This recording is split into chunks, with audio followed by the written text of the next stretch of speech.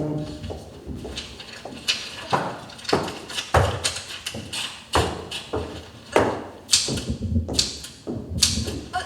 Mother. I was just... You were just practicing your typewriter chart, I suppose. Yes, yes. Deception, deception, deception. How was the DAR meeting, Mother? DAR meeting? Yes. Didn't you go to the DAR meeting? No. No. I did not have the strength to go to the DAR. In fact, I did not have the courage. I just wanted to find a hole in the ground and crawl in it and stay there for the rest of my entire life. Why did you do that, Mother? Why? How old are you, Laura? Mother, you know my age. I was under the impression that you were an adult. But evidently I was very much mistaken. Please don't stare at me like that, Mother.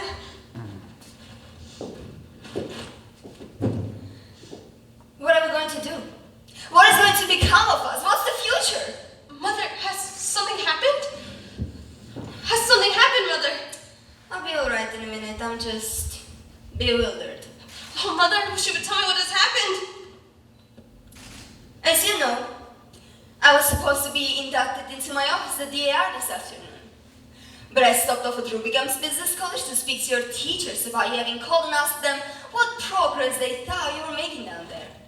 Oh. Yes. Oh. I went to your typing instructor and introduced myself as your mother. She didn't know who you were. We feel, she said, I wouldn't have any such student enrolled at the school. I assured her she did, that you'd be going to classes as early in January.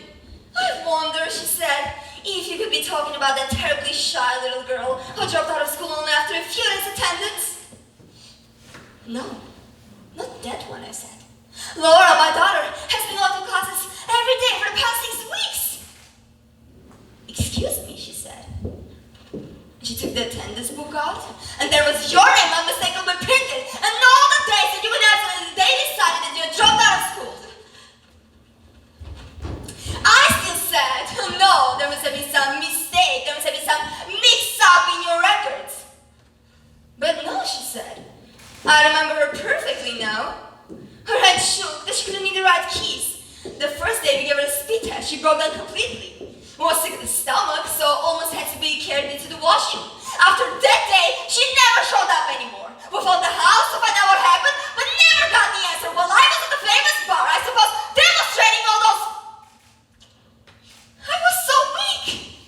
I couldn't keep on my feet. I had to sit down when they got me a glass of water. $50 tuition, Laura. Laura, $50 tuition! I don't care about the money, but my hopes, my plans, my ambitions for you just got out the spout! Just got out the spout like that!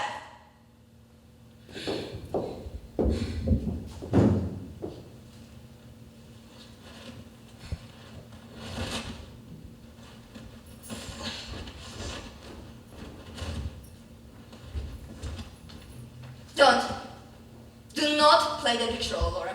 Oh. Laura, where have you been gone to when you've gone out pretending that you attended the business college? I've just been out walking. That's not true. It is, Mother. I've just been out walking. Walking in winter? Deliberately courting pneumonia in that light coat? Where did you walk to, Laura? All sorts of places, mostly at the park. Even after you started catching that cold? It was allergic to emos, Mother. I couldn't go back there. I threw up on the floor. From 7:30 till after 5 every day. You mean to tell me that you walked around the park because you wanted to make me think that you still attended the business college? It's not as bad as it sounds. I went inside places to get worked Go up. inside where? I went inside art museums and visited the bird cages at the zoo.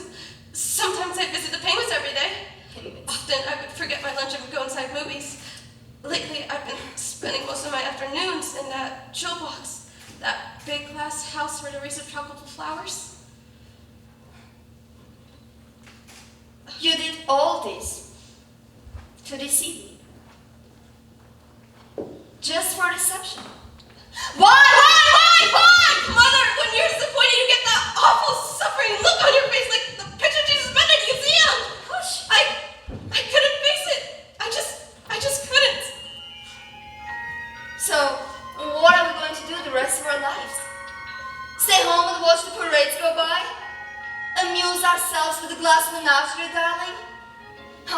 tenderly played Osborne on phonograph records your father left as a painful reminder of him.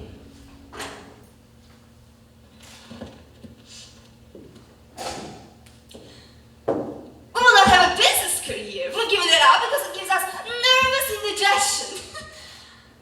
What is there left but dependency all our lives? I know what becomes of unmarried women who are not ready to occupy a position. Hardly tolerated spinsters living upon the grudging patronage of sister's husband or brother's wife. Little bird-like women without any nest, eating the crust of humility all their lives. Is that the future that we mapped out for ourselves? I swear that's the only alternative I can think of. That's not a very pleasant alternative, is it? Of course, some girls do marry. Oh my goodness, Laura, haven't you ever liked some boy? Yes, Mother, I like one once. Oh, you did? Oh, yes, I came across this picture a while ago. He gave his picture? Oh, no, it's in the yearbook. High school boy. Yes, his name was Jim. Here he is in a parade of Pensons. The what? This number the senior class put on. He had a wonderful voice, and we sat across the aisles from each other Mondays, Wednesdays, and Fridays in the auditorium. Whenever he saw me, He what? Whenever he saw me, he called me Blue Roses. Blue Roses? Why would he call you such a silly name as that? When I was out of school a little while with Blue Roses, he asked me what's the matter when I came back. I said I had Blue Roses, and he thought I said Blue Roses. So that's what he always called me after that. Whenever he saw me, he hollered, "Hello, Blue Roses." I didn't care for the girl that he went out with, Emily Meisenbach.